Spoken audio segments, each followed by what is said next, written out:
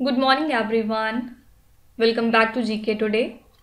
आई hope आप सब बिल्कुल ठीक होंगे और आज हम डिस्कस करेंगे 11 जुलाई के सबसे मोस्ट इम्पॉर्टेंट करंट अफेयर्स। चलिए अपना सेशन हम स्टार्ट करते हैं। Which country has reached a $3 billion stand by arrangement with IMF? कौन सा देश IMF के साथ $3 बिलियन अमेरिकी डॉलर की स्टैंड बाय व्यवस्था पर पहुंच चुका है? इसको आप स्टैंड बाय अरेंजमेंट ही पढ़िएगा।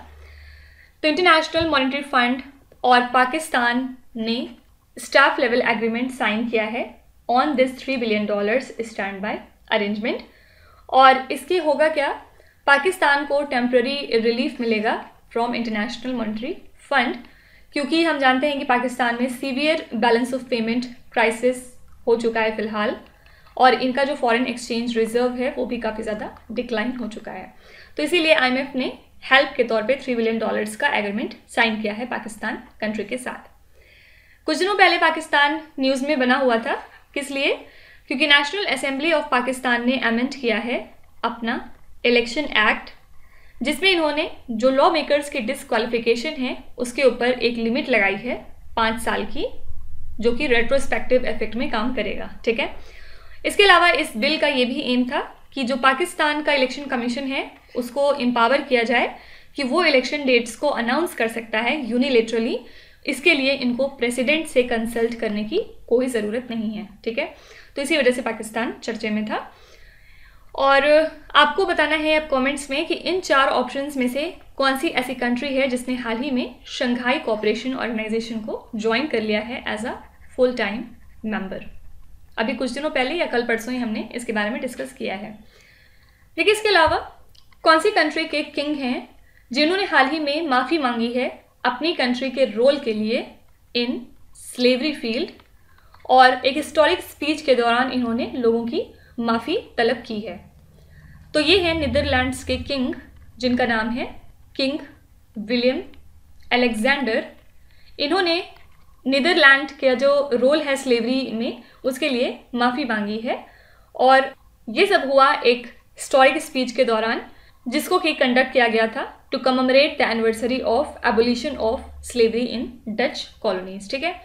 और इसके अलावा गवर्नमेंट ऑफ नीदरलैंड्स ने ये भी डिसाइड किया है कि वो 200 मिलियन यूरो फंड इस्टेब्लिश करेंगे ऐसे इनिशिएटिव्स के लिए जिनकी हेल्प से स्लेवरी को पूरी तरीके से ख़त्म किया जाएगा नीदरलैंड्स में और इनकी फॉर्मर कॉलोनीज़ में। ठीक है। तो आपसे पूछ सकते हैं कि कौन सी कंट्री है जिसने हाल ही में अपोलोजाइज करा है अपनी कंट्री के रोल के लिए इन स्लेवरी फील्ड। तो ये कंट्री है नीदरलैंड्स। ठीक है। इसके अलावा कुछ दिनों से उताह माउंटेन्स काफ़ी ज़्यादा चर्चे में है, क्योंकि यहाँ पे एक प्रोसेस या फिर आप कह सकते हैं कि एक फेनोमेना देखा जा रहा है जिसका नाम है वाटरमेलन स्नो। इसके बारे में हमने डिटेल में पहले भी पढ़ रखा है। तो इसी वजह से उताह माउंटेन्स काफ़ी ज़्यादा चर्चे में है। याद रखिएगा ये कौन सी कंट्री में लाई करते हैं, तो ये है USA में। अब यहाँ पे USA की बात करें तो USA ने हाल ही में अनाउंस किया है in country renewable H-1B visas. किस कंट्री के लिए?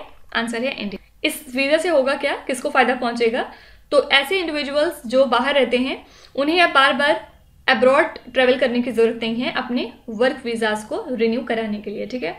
तो इसीलिए USA ने in country renewable H-1B visas को जारी कर दिया है इंडिया कंट्री के लिए। फाइन। नेक्स्ट क्वेश्चन है, which city is the host of United Nations high level political forum? संयुक्त राष्ट्र उच्च स्तरीय राजनीतिक फोरम का मेज़बान कौन सा शहर है? तो United Nations high level political forum जो है ये न्यूयॉर्क में होगी। कब से कब तक?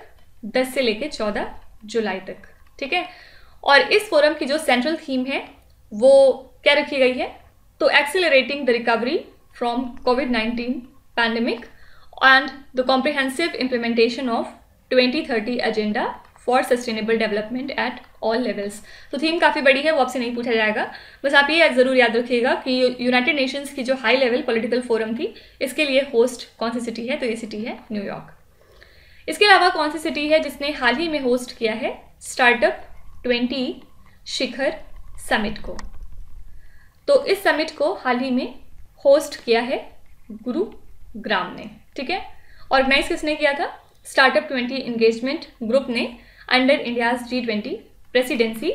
और आपको ये याद रखना है कि सऊदी अरेबिया पहली कंट्री है जिन्होंने एंडोर्स और सपोर्ट किया स्टार्टअप 20 के कॉल को, जिसमें इन्होंने कहा था कि हमें एक फंड क्रिएट करना है $1 ट्रिलियन का, जो कि हर साल तैयार किया जाएगा स्टार्टअप इकोसिस्टम के लिए बाय द एंड ऑफ 2030। ठीक है, तो बस याद रखिएगा कि स्टार्टअप 20 शिखर समिट के लिए होस्ट सिटी कौन सी थी, तो ये है गुरुग्राम।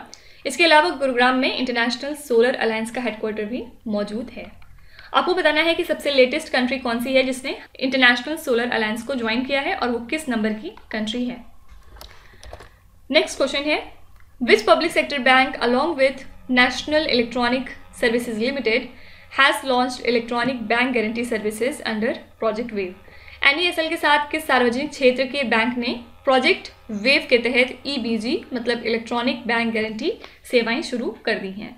तो इसके लिए इंडियन बैंक ने पार्टनरशिप करी है national e governance services limited के साथ, और अब इन्होंने शुरू कर दी हैं electronic bank guarantee services under wave project. ठीक है, इसके अलावा इंडियन बैंक ने एक नई फैसिलिटी भी इंट्रोड्यूस करी है अंडर प्रोजेक्ट वेव, जिसमें कि इन्होंने fully end to end digitally pre approved business loans को इंश्योर किया है, और इसकी हेल्प से 25 लाख रुपए तक का लोन आसानी से अब अवेल हो सकेगा। ठीक है, तो ये सर्विसेज स्टार्ट किसने करी हैं, आंसर है इंडियन बैंक। इंडियन बैंक एक पब्लिक सेक्टर बैंक है और कब स्टैब्लिश हुआ था, 1907 में, और इसका हेडक्वार्टर्स लाई करता है चेन्नई में। ठीक है, इसके अलावा कल हमने देखा था कि फेडरल बैंक ने हाल ही में अपॉइंट कर लिया है अपने लिए एक नया चेयरमैन, और ये कौन है, बहुत फेमस पर्सनालिटी मिस्टर AP होता। ठीक है, क्यों ये इंपॉर्टेंट है, क्योंकि ये फॉर्मर MD भी रह चुके हैं national payments corporation of India के। ओके, फिर इसके अलावा हमने ये भी देखा था कि तुषार मेहता को अपॉइंट किया गया है as the solicitor general of India. ये दोनों अपॉइंटमेंट्स हमने कल देखे थे। नेक्स्ट क्वेश्चन है, France has collaborated with which country to fast track the transition to clean energy. स्वच्छ ऊर्जा में तेजी से बदलाव के लिए फ्रांस ने किस देश के साथ सहयोग किया है। तो फ्रांस और UAE ने फोर्सेस को ज्वाइन किया है क्लीन एनर्जी सॉल्यूशंस के ट्रांजिशन के लिए, और दोनों ही कंट्रीज कोलैबोरेट करेंगी डिफरेंट प्रोजेक्ट्स पे like hydrogen and nuclear energy. ठीक है, और इसके पहले हमने देखा था कि एक ट्राइलेटरल कोऑपरेशन इनिशिएटिव स्टैब्लिश हुआ था 3 कंट्रीज में, फ्रांस, UAE और इंडिया में। राइट, इसके अलावा कुछ दिनों पहले हमने ये भी देखा था कि जो पहली मैरीटाइम पार्टनरशिप एक्सरसाइज थी between these 3 countries France, UAE और इंडिया, ये कहाँ पे हुई है, गल्फ ऑफ ओमान में।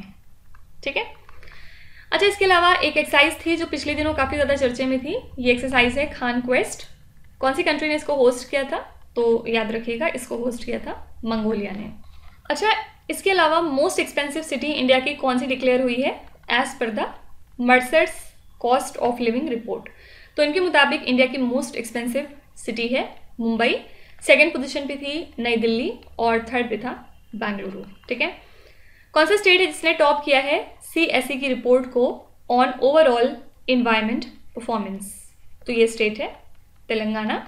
और तेलंगाना को क्यों फर्स्ट पोजीशन पे रखा है, क्योंकि इन्होंने अपने फॉरेस्ट कवर को काफ़ी ज़्यादा इंक्रीज किया है और म्यूनिसिपल वेस्ट ट्रीटमेंट को काफ़ी अच्छे से टैकल किया हुआ है। ठीक है, तो इसी वजह से तेलंगाना इसमें फर्स्ट पोजीशन पे था। इसके अलावा इंडिया का मोस्ट वैल्यूएबल ब्रांड कौन सा है फिलहाल, ये है टाटा ग्रुप, और याद रखिएगा ताज जो है वो स्ट्रॉन्गेस्ट ब्रांड है। तो स्ट्रॉन्गेस्ट ब्रांड और वैल्यूएबल ब्रांड में डिफरेंस होता है, स्ट्रॉन्गेस्ट ब्रांड है ताज और वैल्यूएबल ब्रांड है टाटा ग्रुप। नेक्स्ट क्वेश्चन है, विच union ministry launch the Bharat 6G alliance. किस केंद्रीय मंत्रालय ने भारत 6G अलायंस को लॉन्च किया है, तो डिपार्टमेंट ऑफ टेलीकम्युनिकेशन जो कि काम करती है अंडर मिनिस्ट्री ऑफ कम्युनिकेशन, इन्होंने लॉन्च किया है भारत 6G अलायंस को, जिसका एम है क्रिएटिविटी को फॉस्टर करना और कॉपरेशन को इन्हांस करना in the advancement of future wireless technology. Okay, और ये जो भारत 6G अलायंस है ये एक कॉमन प्लेटफॉर्म पे लाता है डिफरेंट गवर्नमेंटल एंटिटीज़ को और बिजनेसेस को, दोनों ही सेक्टर से, मतलब पब्लिक और प्राइवेट सेक्टर से, साथ ही एजुकेशनल इंस्टीट्यूशन से, रिसर्च ऑर्गेनाइजेशन से और स्टैंडर्डाइजेशन बॉडीज़ की। ठीक है, तो बस आपको याद रखना है कि भारत 6G अलायंस, जिसको आप B6GA भी कहते हैं, ये किस मिनिस्ट्री से रिलेटेड है, तो मिनिस्ट्री ऑफ कम्युनिकेशन। इसके अलावा कौन सी मिनिस्ट्री है जिसने हाल ही में लॉन्च किया है ई-सरस मोबाइल एप्लीकेशन, ये क्वेश्चन पूछा जा सकता है एग्जाम में। तो याद रखिएगा दीनदयाल अंत्योदय योजना नेशनल अर्बन लाइवलीहुड मिशन ने इंट्रोड्यूस किया है ई सरस मोबाइल एप्लीकेशन को, जिसका एम है ऐसे प्रोडक्ट्स जो वुमेन क्रिएट करती हैं किसी भी सेल्फ हेल्प ग्रुप को बिलोंग करते हुए उनको प्रमोट करना, ठीक है।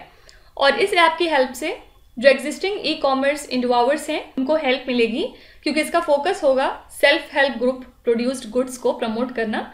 और आपको याद रखना है कि दीनदयाल अंत्योदय योजना नेशनल अर्बन लाइवलीहुड मिशन किस मिनिस्ट्री के अंतर्गत काम करता है? Ministry of rural development. तो एप्लीकेशन भी किसका हो गया? आंसर है मिनिस्ट्री ऑफ रूरल डेवलपमेंट। इसके अलावा आजकल नाडा भी चर्चे में है, नेशनल एंटी डोपिंग एजेंसी। ये किस मिनिस्ट्री के अंतर्गत काम करती है आपको ये बताना है। तो ये वर्क करती है under ministry of youth affairs and sport.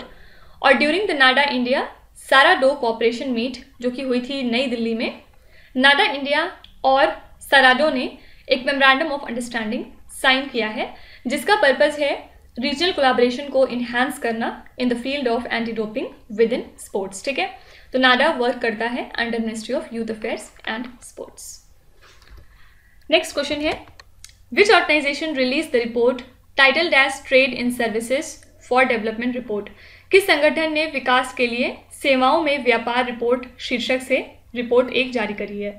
तो इस रिपोर्ट को हाल ही में जारी किया है वर्ल्ड बैंक और वर्ल्ड ट्रेड ऑर्गेनाइजेशन ने। और इस रिपोर्ट के मुताबिक 3 कंट्रीज इंडिया, साउथ अफ्रीका और टर्की में ऐसी एम्प्लॉयमेंट अपॉर्चुनिटीज़ हैं जो कि डायरेक्टली एसोसिएटेड हैं with cross border services export, जो कि कंस्टिट्यूट करती हैं लगभग 10% ऑफ टोटल वर्कफोर्स जो कि सर्विस सेक्टर में मौजूद है, ठीक है। तो रिपोर्ट के अंदर क्या है ये नहीं पूछा जाएगा आपसे, हालांकि ये पूछ सकते हैं कि ये जो रिपोर्ट है ये कौन से 2 ऑर्गेनाइजेशन की एक ज्वाइंट रिपोर्ट है। तो याद रखिएगा वर्ल्ड ट्रेड ऑर्गेनाइजेशन और वर्ल्ड बैंक, ठीक है। इसके अलावा कौन सी ऑर्गेनाइजेशन है जिसने हाल ही में बर्डन ऑफ डिजीज के नाम से एक रिपोर्ट जारी करी है? इस रिपोर्ट को जारी किया था वर्ल्ड हेल्थ ऑर्गेनाइजेशन ने, और इसमें इन्होंने ये बताया कि सेफ ड्रिंकिंग वाटर, सैनिटेशन और प्रॉपर हाइजीन का एक्सेस ना होने की वजह से हमने 3,95,000 लाइव्स को खोया है, बच्चों की अगर हम बात करें जो कि 5 साल से कम हैं, ठीक है। और ये रिपोर्ट कब की है? 2019 की। तो बस याद रखना है आपको कि बर्डन ऑफ डिजीज नाम की रिपोर्ट जारी करी है वर्ल्ड हेल्थ ऑर्गेनाइजेशन ने। इसके अलावा अगर आपसे पूछा जाए कि national centre for ocean information services कौन सी यूनियन मिनिस्ट्री के अंतर्गत काम करती है? तो ये काम करती है under ministry of earth sciences. Actually scientist from Bangladesh and Mauritius ने इंडियन रिसर्च वेसल सागर निधि को ज्वाइन किया है for uh collaborative oceanic expedition, जो कि लगभग 35 दिनों तक चलने वाला है, ठीक है। और इस एक्सपेडिशन को ऑर्गेनाइज कर रहा है Indian national centre for ocean information services, जो कि काम करता है under ministry of earth sciences. Fine. Next question है, the Bodoland territorial council is set to establish the pig schools in collaboration with which country? Bodoland territorial council किस देश के सहयोग से सुअर स्कूल स्थापित करने के लिए तैयार है? तो बोडोलैंड टेरिटोरियल काउंसिल जो है ये एक एग्रीमेंट फाइनलाइज कर चुका है with the help of Denmark, और इसके बाद अब ये इन्होंने डिसाइड किया है कि एस्टैब्लिश करेंगे इंडिया में इनॉग्रल पिग स्कूल्स, ठीक है। तो जो भी अथॉरिटीज़ हैं बीटीसी की, इन्होंने कोलैबोरेट किया है Danish consortium of academic craftsmanship के साथ ही एक एग्रीकल्चरल बिजनेस कम्युनिटी के साथ जो कि बेस्ड है डेनमार्क में, to establish these pig schools. और बीटीसी की बात करें तो ये एक गवर्निंग बॉडी है जो कि फैली है 8,970 स्क्वायर किलोमीटर्स में असम स्टेट के, साथ ही 4 डिस्ट्रिक्ट भी इसमें इंक्लूडेड हैं bordering the country Bhutan. Okay, बस याद रखना है आपको कि ये जो बोडोलैंड टेरिटोरियल काउंसिल है ये पिग स्कूल्स को इंडिया में स्टैब्लिश कर रहे हैं डेनमार्क कंट्री के साथ कोलैबोरेट करके। Which Indian institution is working on the development of a secure signalling system for the Indian railways by using the blockchain technology? कौन सी भारतीय संस्था ब्लॉकचेन तकनीक का उपयोग करके भारतीय रेलवे के लिए एक सुरक्षित सिग्नलिंग प्रणाली के विकास पर काम कर रही है? तो ये है आईआईटी खड़गपुर। ये वर्क कर रही है on the development of a secure signalling system for the Indian railways, जिसमें कि इन्होंने ब्लॉकचेन टेक्नोलॉजी का यूटिलाइज किया है। और ये एक तरह का टैम्पर प्रूफ सिस्टम है जो कि इनकॉर्पोरेट करेगा एडवांस्ड सेफ्टी फीचर्स को, और ये सर्व करेगा as a complement to the existing data logger, जिनको आप ब्लैक बॉक्स के नाम से भी जानते हैं, जो कि यूजुअली रोलिंग स्टॉक्स में यूज़ किया जाता है। ठीक है, तो इस पर्पज़ के लिए IIT खड़गपुर इन्वॉल्व है इसमें। ठीक है, इसके अलावा हाल ही में एक और रिपोर्ट है, आपको बताना है किस इंस्टीट्यूशन ने इसको जारी करी है। इसका नाम है एनिमल डिस्कवरीज, और ये रिपोर्ट जारी करी है जूलॉजिकल सर्वे ऑफ इंडिया ने।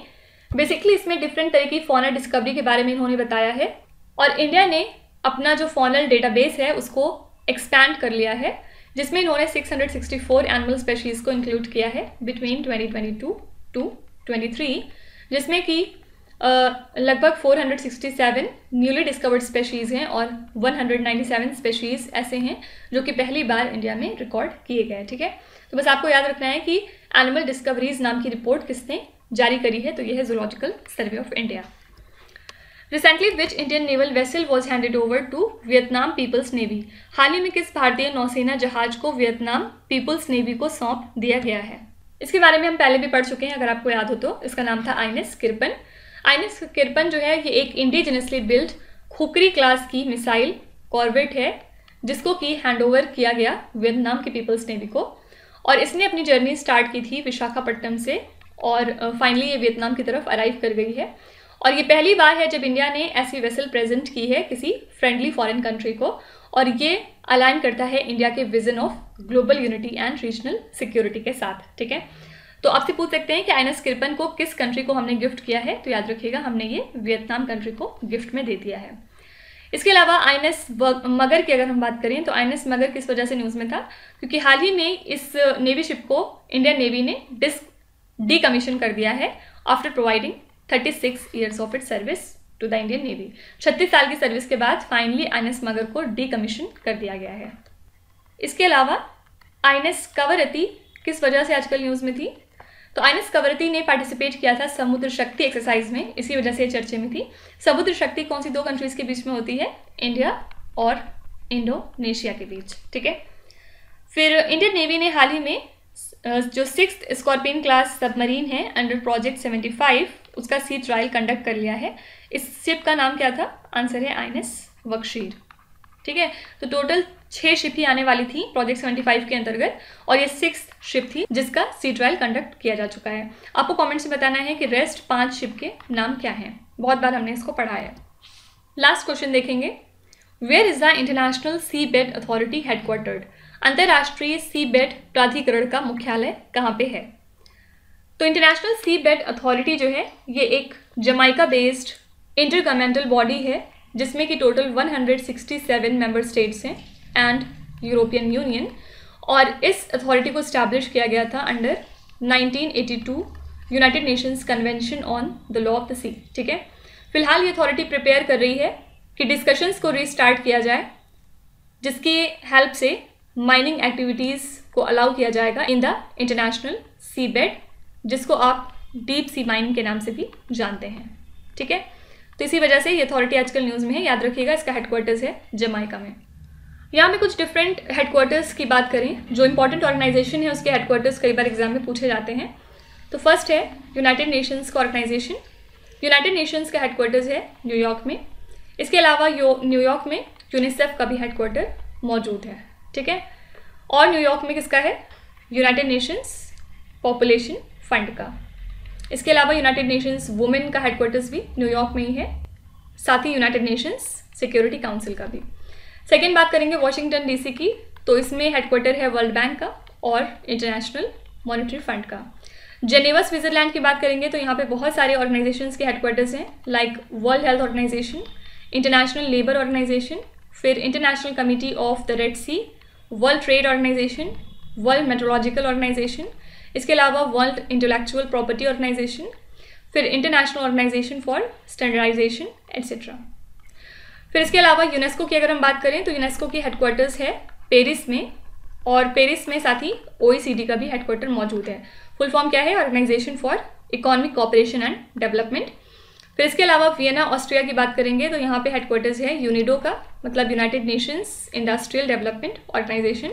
साथ ही यहाँ पे हेडक्वार्टर है इंटरनेशनल एटॉमिक एनर्जी एजेंसी का, और OPEC का भी हेडक्वार्टर्स यहीं पे है। फुल फॉर्म है organisation of petroleum exporting countries. ठीक है, अब आपको कमेंट्स में बताना है कि नाटो, जिसका फुल फॉर्म है नॉर्थ अटलांटिक ट्रीटी ऑर्गेनाइजेशन, इसका हेडक्वार्टर्स कहाँ पे लाई करता है। और याद रखिएगा कि नाटो को ज्वाइन करने वाली 31st कंट्री कौन सी बन गई है? फिनलैंड। ठीक है, तो ये हो गए हमारे आज के सभी इंपॉर्टेंट करंट अफेयर्स। और अब हम चलते हैं हमारी क्विज की तरफ, जहाँ पर आपको स्क्रीन पे 5 क्वेश्चंस दिखाई दे रहे होंगे। ये क्वेश्चंस कहीं ना कहीं हम पीछे डिस्कस कर चुके हैं ऑलरेडी, तो यहाँ पर आपका छोटा सा टेस्ट है, आप कह सकते हैं। इन क्वेश्चंस को आपको ध्यान से पढ़ना है और इसमें से जितने भी आपको आते हैं उनका जवाब कमेंट्स में मेंशन करना है। जो भी आपको नहीं आते इसमें से, वो आप अपने दूसरे फ्रेंड्स के आंसर्स को देख के या टैली करके याद कर सकते हैं फ्यूचर के लिए। So that's it for today. I hope you have like the session. आज का सेशन आपको कैसा लगा ज़रूर बताइएगा कमेंट्स में। साथ ही साथ आपका कोई भी रिव्यू है, फीडबैक है या फिर सजेशन है तो वो भी आप हमें बता सकते हैं। हमें जानकर खुशी होगी और हम पूरी कोशिश करेंगे उसको इम्प्लीमेंट करने की। तो कल फिर हम मिलेंगे सेम टाइम सेम जगह कल के करंट अफेयर्स के साथ। Till then stay tuned. Thank you so much for watching and please do not forget to subscribe to GK Today. With this, me Nuzhat Sana signing off.